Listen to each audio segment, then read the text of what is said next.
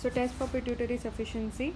So for growth hormone, these are the stimulatory tests. So for growth hormone, there is insulin tolerance test where you give regular insulin to the patient, 0.05 to 0.5 unit per kg IV. I don't think I will remember all these doses, so I will just skip it. So for insulin, for growth hormone, you give regular insulin and take blood samples at 30 minutes. First is half an hour before you do this test, then at the time of test, then 30, 60 and then 120 minutes.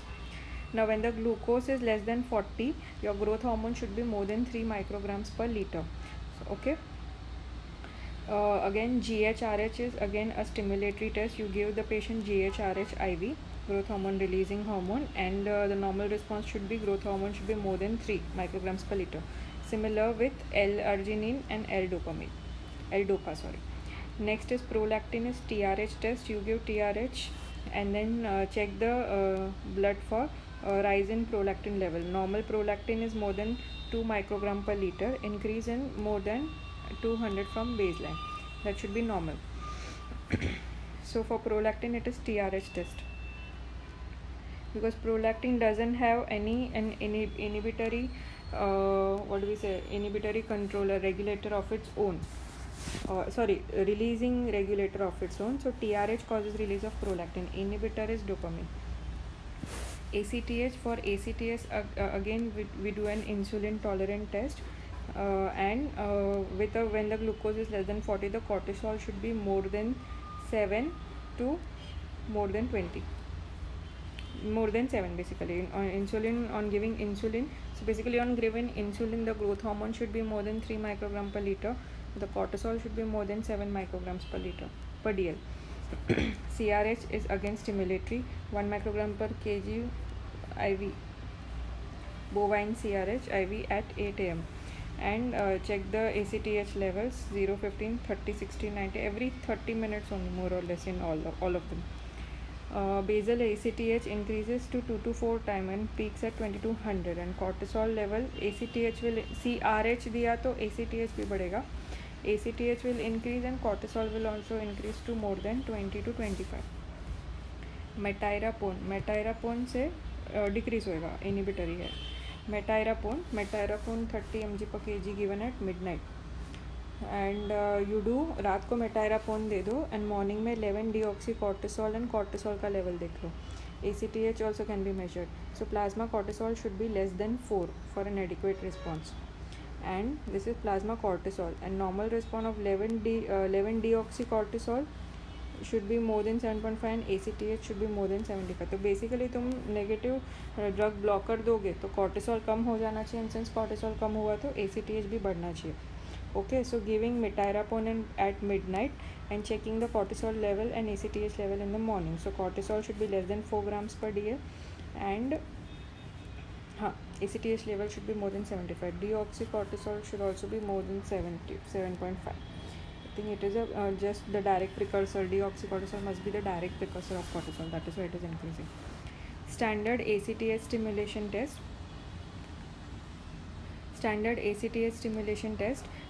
In which ACTH is given, and so the cortisol should increase. So normally the response to is cortisol more than 21, aldosterone response more than 4 above baseline. So both will increase ना, ACTH से cortisol भी increase होगा, aldosterone mineralocorticoid भी increase होगा.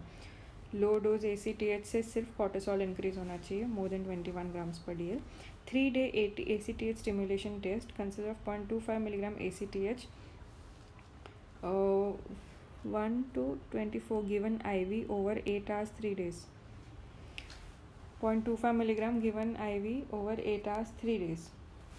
So इसमें भी cortisol should be more than 21.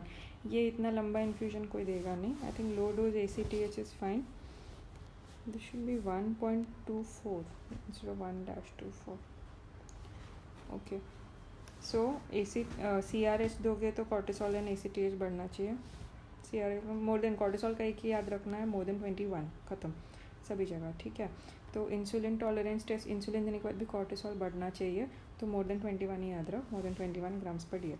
CRH देने के बाद ACTH और cortisol दोनों पढ़ना चाहिए. ACTH 2200 picogram and cortisol 21, more than 21 again.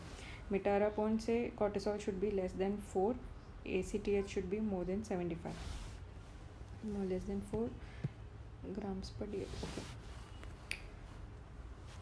Standard ACTH stimulation से दोनों बढ़ेंगे, कॉर्टिसोल मोर देन 21 होएगा, अल्डोस्टेरॉन मोर देन 4 होएगा, लेकिन लो डोज ACTH देंगे तो फिर सिर्फ कॉर्टिसोल बढ़ेगा मोर देन 21.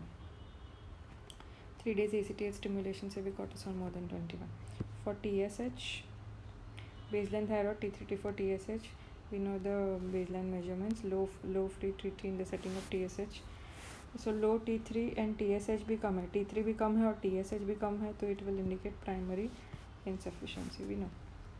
TRH देना है 200 to TRH अपन ने प्रोलैक्टिन के लिए भी देना था 200, ठीक है. तो TRH 200 to 500 micrograms दिया, तो TSH should increase by more than 5 million unit per liter unless thyroid hormone levels are increased. Okay, TRH देने से TSH का लेवल बढ़ना चाहिए. LH, FSH, testosterone and oestrogen, चारों का बेजल मेजरमेंट्स करना है.